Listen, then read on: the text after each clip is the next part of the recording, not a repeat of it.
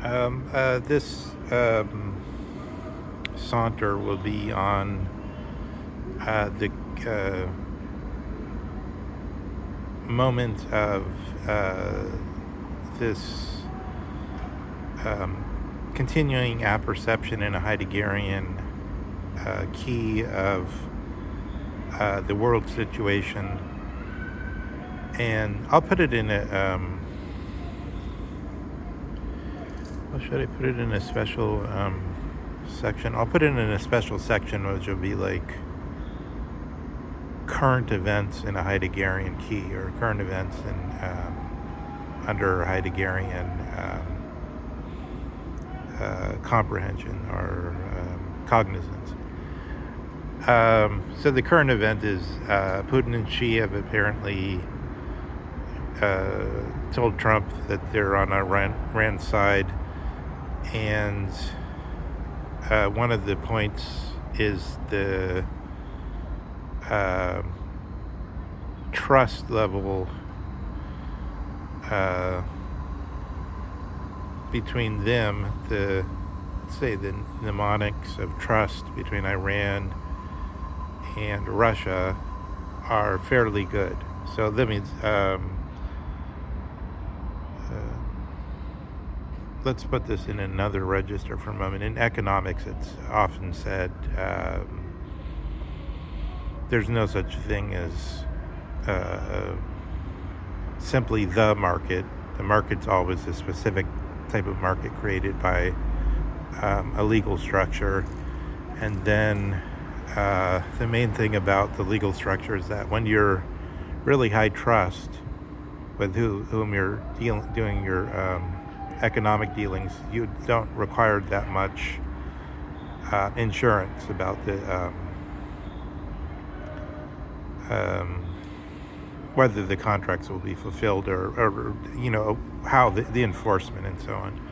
But when you're in low trust situation, then more and more legal apparatus builds up. So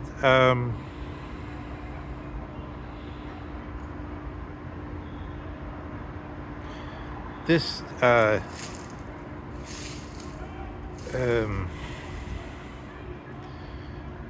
notion of trust as a central component in diplomacy is obvious to some extent, so I won't argue it. It's a benefit, but it's also, I could see it has its negative side. And so I remember years ago, I posed this question to a CIA guy: how should one defend the situation where some countries already have the nuclear bomb, so why shouldn't Iran also get the nuclear bomb? What's the argument there? And he said the argument is, in 1968 there were 5 grandfathered in countries, so that couldn't be avoided. But this post-World War II order has basically been beneficial for everyone. And there's also a treaty from 1968, the Non-Proliferation Treaty, which I think Trump, I'm not sure if that was the one that Trump adjured from or whatever in his first term. But the details of that aren't totally clear to me. But that treaty, according to the let's use the Russian term to be, as it were, conciliatory, or to be fair, as it were. The collective West takes the view that the world is safer in the post-World War II order. Now, of course, but there's a second part to the argument. It's not totally crazy. I know you could say it's totally crazy because it's safer for who. But the second part of the argument is the realist part of the argument. So that's like the legal normative part of the argument. There's a treaty, and we believe it's safer for everyone, this post-World War II order. The second part of the argument is, if you're Iranian, you do want the bomb. That's a realist. That's obvious as a real. That's what they take as the obvious realist argument. But everyone else would be safer if Iran didn't have the bomb, is also their claim. And if other countries, aside from those original 5 signatories, didn't have the country. Now here's the parallel: is that in '69, Nixon had some discussions with Golda Meir, and they came to the conclusion, apparently, that Israel will get the bomb, but we'll keep it quiet. Now, whether Israel already had the bomb at that time, or whether they only subsequently completed the development, is unclear, and it would make a difference, I think, in the parallel presentation. But we could see that Nixon and Israel had a close bond.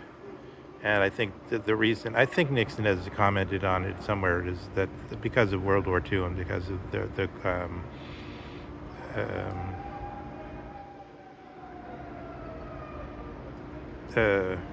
the winners basically said, we have done this great deed, got you out of the death camps, and now we're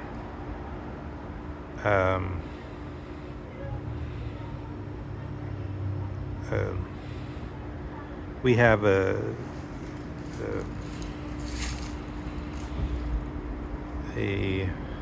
bonded ideal between us, as it were. So there's this continuing high trust, and real mutual assistance. People say Israel doesn't do anything for the United States, only the United States, but I don't think that's really true, because Israel is so advanced in AI and in spy technology, the Pegasus system, and other things, that I think the CIA. So it probably wasn't true in the 70s. It wasn't true in the 80s. It wasn't true in the 90s. But today, because Israel's tech sector is so advanced, there's this high degree of coordination between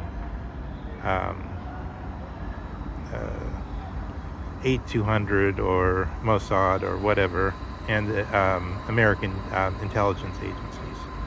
So I think that's the simple reason why Trump couldn't simply say to Netanyahu, we're going to withdraw everything and not assist you anymore. And that's why Ted Cruz got into some trouble with Tucker Carlson, because he had to say something that's a little bit unclear, which is that even though the U.S. is not explicitly taking part in a special way in the current attack on Iran, because the inertia of the already existing relationships is real, and because those personal relationships of trust are already part of the way of doing things, that we are necessarily aiding in Israel in basically in anything they do. So likewise, we're getting this talk of Mertz increasing the.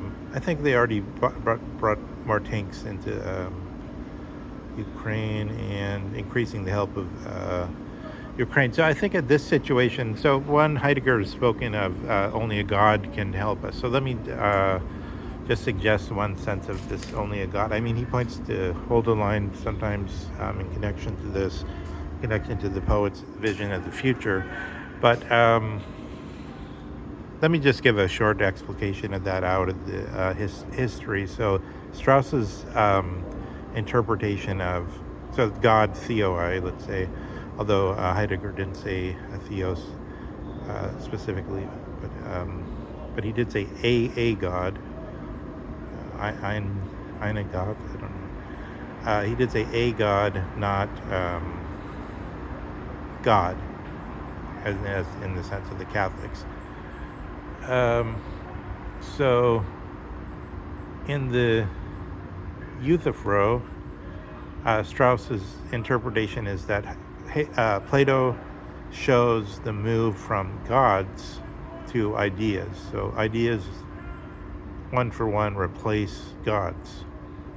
And then the highest idea is the idea of the good.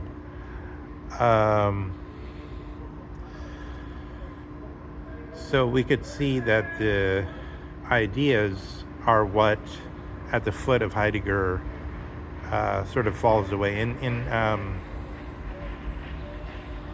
the way Strauss describes it is, if you have an idea like the Nike of Samothrace embodied or exemplified as the statue, then everybody can see what that means. Victory as the god is the same thing as victory as the idea. But then once this becomes living, like those, the statues in the famous stop motion animation of Jason and the Argonauts and so on. Once they're seen no longer to have a special status beyond, basically a mystical status beyond even the conceivable by any normal means. The seventh letter giving the simplest. That it's a mystery in a way. The ideas are like a mystery, because you see you see the problem as laid out. Just look at what it says in the seventh letter, and then it's just it's as though beyond the point where critical reason comes to a halt in some sense. But so can we say that if we're then refusing the thesis that in pure that the vision, I guess here's the simple way to say it without saying too much, is that Husserl says, there's this problem, the empirical and the ideal are set off against each other, and then Heidegger, in a somewhat Nietzschean way, Nietzsche has already dealt with this a lot, but he never reaches the level of the mystical assumption that there could be a solution, as Heidegger does, as in a way as one of his presuppositions. We give up the presupposition of the distinction between the ideal and the empirical already with Husserl, but then there's critiques of Husserl that say Husserl didn't quite get there. And then the point isn't that we then, like the British, go straight to the empirical, or like Sam Harris keep going on with the empirical, but that we see that the distinction didn't make sense, and we try to do from within the blank immediate data, we tried to do something else. So in this sense, we no longer have the ideas, and the ideas were what took the place of the gods. So then, so we could saunter around in there and try to see if there's some kind of puissant power of cognition could help us there. So Wasserstein is kind of in that area.